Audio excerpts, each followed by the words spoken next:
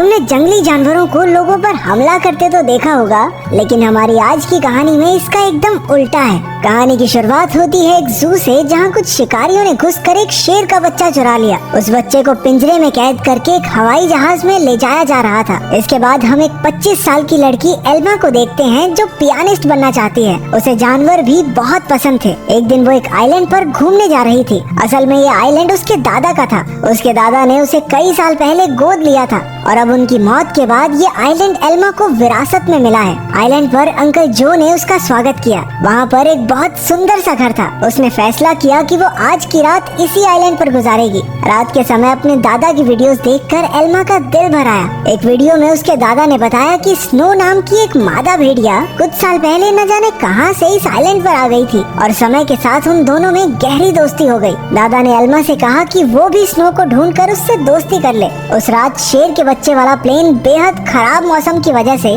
उसी आइलैंड पर क्रैश हो गया। क्रैश की आवाज सुनकर एल्मा डर गई और उसने बाहर जाकर देखा, लेकिन वो आइलैंड बहुत बड़ा था तो उसे कुछ नहीं मिला।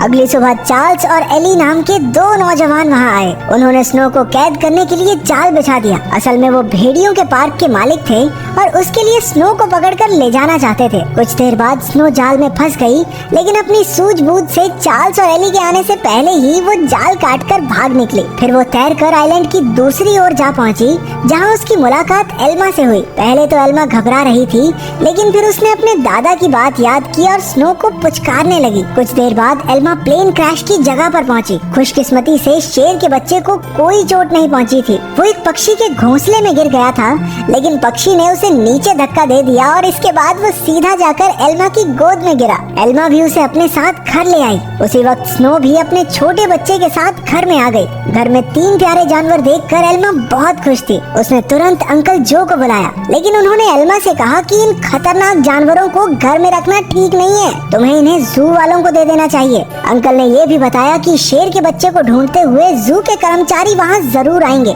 और हुआ भी बिल्कुल वैसा ही। अगले दिन एनिमल कंट्रोल वाले वहाँ पहुँच गए। वो जानती थी कि जू वाले कितने बेरहम होते हैं, इसलिए उसने फैसला किया कि वो उन्हें जानवरों के बारे में कुछ नहीं बताएगी। उसने झूठ कह दिया कि उसने किसी शेर के बच्चे को नहीं देखा। घर लौटकर उसने देखा कि स्नो अपने बच्चे के साथ साथ शेर के बच्चे को भी दूध पिला रही थी। उसे बेहद खुशी हुई, क्योंकि अब स्नो दोनों बच्चों का ख्याल रख रही थी। जैसे जैसे दिन बीतते गए, दोनों बच्चों में दोस्ती बढ़ती रही। एल्मा ने भेड़िए के बच्चे का नाम जैक रखा और शेर के बच्चे का नाम ड्रीमर। उधर अंकल जो को चिंता थी कि ये जंगली जानवर एल्मा को कोई नुकसान न पहुंचा दे, लेकिन इसी तरह कुछ महीने गुजर गए और अब दोनों बच्चे थोड़े बड़े हो चुके थे।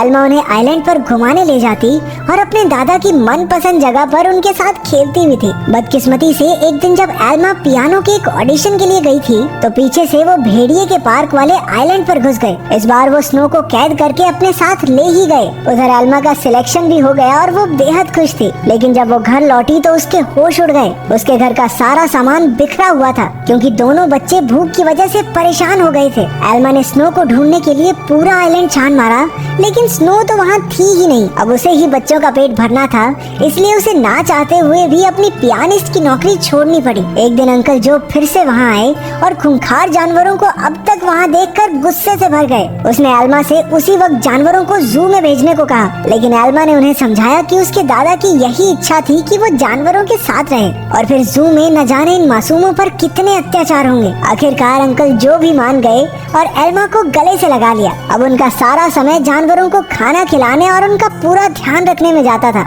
एल्मा को जैक और ड्रीमर से बहुत प्यार था और बदले में जानवर भी उस पर जान छिड़कते थे। देखते ही देखते 1 साल गुजर गया और अब दोनों जानवर बड़े हो गए थे। अंकल जो शहर से उनके लिए मांस लाया करते थे, लेकिन उनके पास जाने में उन्हें डर लगता था। उन्होंने फिर से एल्मा को समझाया कि उनके साथ रहना खतरे से खाली नहीं है, लेकिन एल्मा किसी कीमत पर उन्हें छोड़ने को तैयार ही नहीं थी। एक दिन एक माँ बेटी कश्ती में आइलैंड के नजदीक आए। उन्हें देखकर जैक उनके पास जाने लगा। जैसे ही एल्मा ने ये सब देखा, वो जैक को रोकने के लिए भागी, लेकिन वो एक पत्थर से टकराकर नीचे गिर गई और उसके सर में चोट लगने की वजह से वो उसी वक्त बेहोश भी हो गई। वो माँ बेटी ये सब नहीं देख पाई और वापस कश्ती में चली गई। कुछ ही देर में जैक और ड्रीमर एल्मा के पास आए और उसे उठाने की बहुत सी कोशिशें की, लेकिन कोई फायदा नहीं हुआ। वो कई घंटों तक जोर जोर से आवाजें लगाकर मदद के लिए पुकारते रहे, लेकिन कोई नहीं आया। जल्द ही रात हो गई और दोनों जानवर एल्मा से सटकर बैठ गए। उन्होंने पूरी रात जागकर एल्मा को गर्माहट दी। अगली सुबह अंकल जो ने एल्मा को कई बार कॉल की, लेकिन कोई जवाब न मिलने पर वो समझ गए कि कुछ तो गड़बड़ जरूर है। वो तुरंत आइलैंड पर पहुंचे। उन्हें लगा कि जरूर इन जंगली जानवरों ने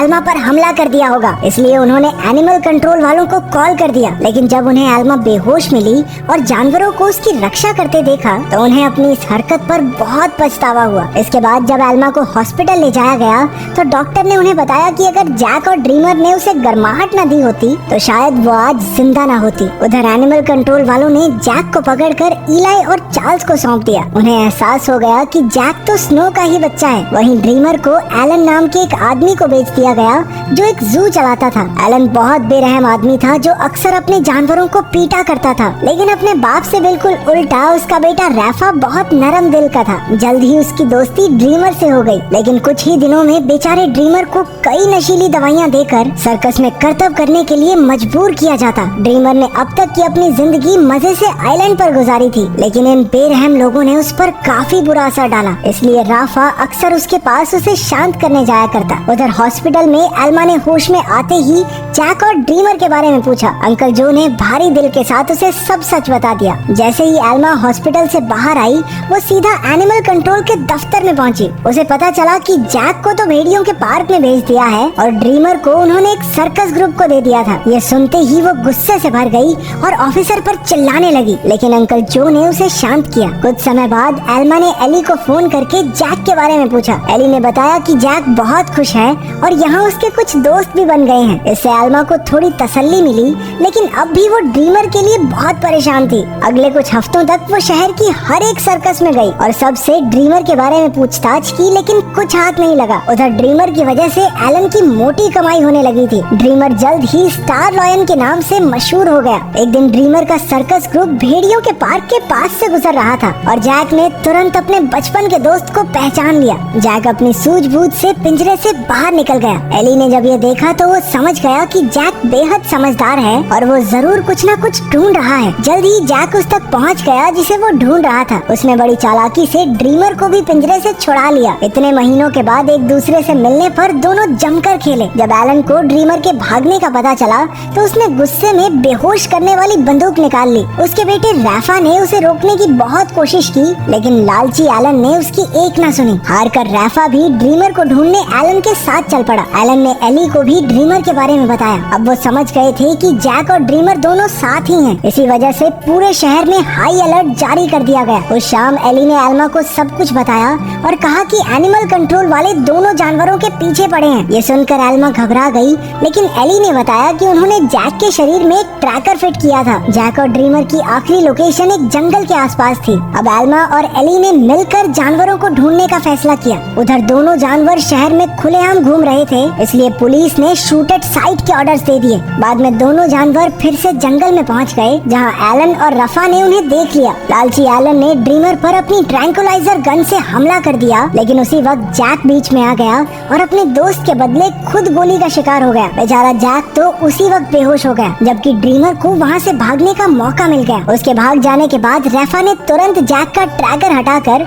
उसे एक दवाई दे दी, जिससे बेहोशी की गोली का असर खत्म हो जाए। कुछ देर बाद बाप बेटा एक बार में पहुंचे और एली और एल्मा भी एक ट्रैकर के जरिए उन तक पहुंच गए। एलन ने उनसे कहा कि उसके पास कोई ट्रैकर वगैरह नहीं है और उन्हें बाहर भेज दिया, लेकिन समझदार रैफा ने बाथरूम का बहाना बनाकर एली और एल्मा को सब सच बता दिया। वो उन्हें जंगल में ले गया, जहां आखिरकार उन्हें ड्रीमर मिल गया। इसके बाद ड्रीमर उन्हें एक झोपड़ी में ले गया, जहां जैक आराम कर रहा था। खुशकिस्मती से उसे सही टाइम पर होश आ गया था, लेकिन तभी उन्हें पुलिस के आने का शक हुआ तो एल्मा ने दोनों जानवरों को खुफिया रास्ते से भगा दिया। अब आइलैंड तक पहुंचने के लिए उन्हें सिर्फ एक नदी पार करनी थी। पुलिस से बचने का एक यही रास्ता था, लेकिन वहाँ कोई कश्ती नहीं थी, इसलिए सबको तैर कर ही जाना होगा। जैक तो उसी वक्त फुर्ती से नदी में तैरने लगा, लेकिन ड्रीमर पानी से डरता था। एल्मा ने उसे हिम्मत देने की बहुत कोशिश की, लेकिन ड्रीमर वापस जंगल की ओर मुड़ गया। जैसे ही जैक और एल्मा तैर रहे थे, उन्हें बंदूक चलने की आवाज सुनाई दी। इसका मतलब ये था कि ड्रीमर अब इस दुनिया में नहीं रहा। आइलैंड पर पहुंचकर एल्मा